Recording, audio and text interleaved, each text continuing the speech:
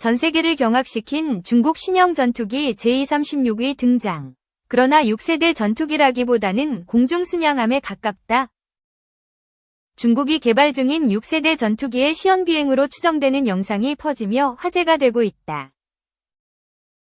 홍콩 사우스 차이나 모닝 포스트 SCMP는 27일 현지 시간 전날 스촨성 청두 상공에서 중국의 5세대 스텔스 전투기 Je-20과 함께 비행하는 신형 항공기의 모습이 SNS를 통해 확산되고 있다고 보도했다. 신형 항공기는 삼각형의 꼬리 날개가 없는 스텔스 전투기에 가까운 외관을 지니고 있다. 이와 관련 청두의 관영 군사 매체인 국방15가 웨이보 계정에 은행잎 사진과 함께 "저건 정말 나뭇잎처럼 보인다" 라는 글을 올려 6세대 전투기의 시연비행을 간접적으로 인정한 것이라는 해석까지 퍼지고 있다고 SCMP는 전했다. 미국의 군사매체 워조는 이 신형 항공기의 명칭은 Je-36이라고 보도했다. 한편 로이터 통신은 전문가들을 인용해 해당 전투기에 첨단 설계가 적용된 것으로 보이지만 레이더 탐지를 피하기 위한 스텔스기의 전형적인 특성인 90도 각도 모양이 부족하다는 점 등에 따라 6세대 항공기로 결론 내리기에는 충분치 않다고 전하기도 했다. 중국은 미국의 F-22, F-35에 맞서 Je-35 등 신형 전투기를 개발 중이며 명칭은 공개되지 않았지만 6세대 전투기 개발에도 속도를 내고 있다. 2. 밀덕텔링 세계 최초 6세대 전투기 중국 36,011 실체는? 지난 26일 크리스마스 다음 날 중국의 SNS 플랫폼 웨이보, 위보를 중심으로 여러 장의 사진과 동영상이 올라왔다. 중국 청두에서 Je-20S 스텔스 전투기와 함께 비행하는 정체불명의 전투기 모습이었다. 여러 전문가들은 이 전투기가 세계 최초로 공개된 6세대 전투기의 시제기라는 의견을 내놓고 있다. 36,011이라는 기체번호가 부여된 이 정체불명의 시제기는 6세대 전투기의 특징을 갖고 있다. 장거리 비행, 초고성능 스텔스 기능, 발전된 전자전 장비 탑재 등이 언급되고 있지만 대부분은 추정에 불과하다. 다만 과거 미국의 전투기 디자인을 그대로 모방하거나 러시아와 미국의 전투기 개념을 혼합했던 중국의 방식과 달리 이번에는 독특하고 흥미로운 디자인을 채택했다는 점이 주목할 만하다. 가장 먼저 주목할 점은 비행기의 형상이다. 이 전투기는 꼬리 날개, 테일윙가 없는 마름모 모양으로 이는 레이더 전파를 반사하는데 가장 적합한 형상이다. 꼬리 날개가 없어지면 스텔스 성능이 크게 향상되지만 방향 전환이 어려워지는 문제가 있다. 36,011은 주날개에 10개의 플랩을 장착해 이를 해결한 것으로 보인다. 플랩은 비행기의 상승, 하강, 방향 전환 시 양력을 조절하는 장치로 거의 모든 비행기에 장착되어 있다. 그러나 36,011처럼 10개의 작은 플랩을 달고 일부를 에어브레이크로 사용하는 것은 매우 독특한 방식이다. 이는 꼬리 날개가 없는 설계의 단점을 보완하면서 스텔스 성능을 극대화한 것으로 보인다. 이로 인해 5세대 전투기보다 레이더 탐지 확률을 크게 줄인 것으로 추정된다. 두 번째로 살펴볼 점은 비행기의 크기와 착륙 장치, 랜딩 기어이다. 36,011은 Je-20S와 함께 비행했으며 Je-20S와 비슷하거나 약간 큰 크기로 보인다. 동체는 더 두꺼워 보이며 착륙 장치의 디자인이 매우 특이하다. 이 전투기의 착륙 장치는 3개의 장치 각각에 2개의 타이어를 장착했으며 특히 2개의 메인 착륙 장치는 앞뒤로 배치되어 있다. 이는 36,011이 단순한 공중전 전투기가 아니라 장거리 공격 능력을 가진 전투 폭격기임을 시사한다. 만약 이 추정이 맞다면 36,011은 JH-7 전투 폭격기를 대체할 JH-36 전투 폭격기일 가능성이 높다. 마지막으로 세계 최초의 세발 엔진 전투기라는 점이 주목할 만하다. 기존 전투기들은 단발 또는 쌍발 엔진을 사용했지만 36011은 3개의 제트 엔진을 장착했다. 엔진 공기 흡입구는 동체 하부에 2개, 상부에 하나로 배치되어 있다. 이러한 설계는 지금까지 실제 비행에 사용된 적이 없는 형태다. 왜 엔진이 3개나 필요했을까? 엔진 수가 많아질수록 추력은 증가하지만 무게와 연비 문제로 쉽게 선택하기 어려운 방식이다. 한 가지 가능성은 중국이 6세대 전투기의 핵심 기술인 적응형 사이클 엔진, 어댑티브 사이클 엔진을 개발하지 못해 3개의 엔진을 탑재했을 수 있다는 점이다.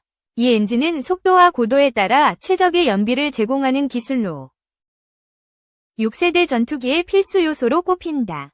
36011의 3개의 엔진은 상황에 따라 선택적으로 작동할 가능성이 있다. 이는 하이브리드 자동차의 엔진 방식과 유사하다.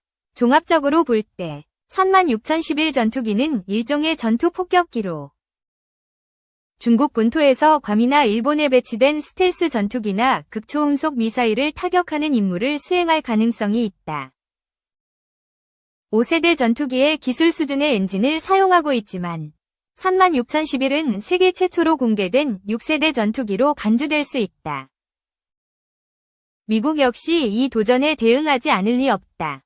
미국은 이미 2018년에서 2020년 사이에 6세대 전투기 프로토타입 NGAD 기술 실증기 데몬스트레이터를 제작하고 비행했지만 현재까지 실제 비행 모습은 공개되지 않았다. 5세대 전투기의 경우 미국의 YF-22가 처음 비행한 1990년과 중국의 J-22 처음 비행한 2011년 사이에 20년의 격차가 있었다. 그러나 6세대 전투기에서는 이 격차가 불과 4에서 6년으로 줄어들었다는 점에서 중국의 국방과학기술력이 얼마나 빠르게 발전했는지를 알 수 있다. 중국의 6세대 전투기 공개는 세계 방위사업 시장과 항공우주 기술업계에 큰 충격을 주고 있다. 앞으로 미국이 중국의 새로운 전투기에 어떤 대응을 할지 주목해야 할 것이다. 3. 이스라엘군 후티 공습 주고받아 홍해 긴장 고조. 이스라엘군과 예멘의 친일한 반군 후티가 10일 현지 시간 강도 높은 공습을 주고받으며 글로벌 해상물류의 핵심인 홍해의 긴장감이 고조됐습니다. 이스라엘군은 이날 F-16의 전투기를 띄워 예멘 서부 해안의 호데이다와 라스이사 항구, 내륙에 있는 히자즈 발전소 등 후티가 통제하는 군사시설을 폭격했다고 밝혔습니다. 이스라엘군은 후티는 이스라엘을 무인기, 드론과 지대지 미사일로 반복적으로 공격했고 이스라엘은 스스로를 방어할 권리와 의무가 있다며 이번 공격이 자위권 차원에서 이뤄졌음을 강조했습니다. 그러면서 후티는 이란 테러 축의 핵심이며 이 해역 상선과 항로에 대한 공격이 전 세계를 계속해 불안정하게 만들고 있다고 비난했습니다.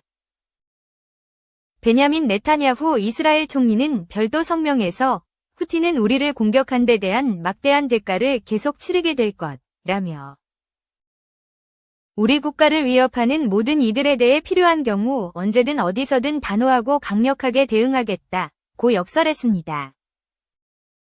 후티 반군도 이날 이스라엘 중심 도시 텔아비브의 여러 목표물을 겨눠 드론 3기를 발사했다고 타스 통신이 후티가 운영하는 알마시라 TV를 인용해 보도했습니다. 야히야 사리 후티 대변인은 드론이 목표를 성공적으로 타격했다고 주장했습니다.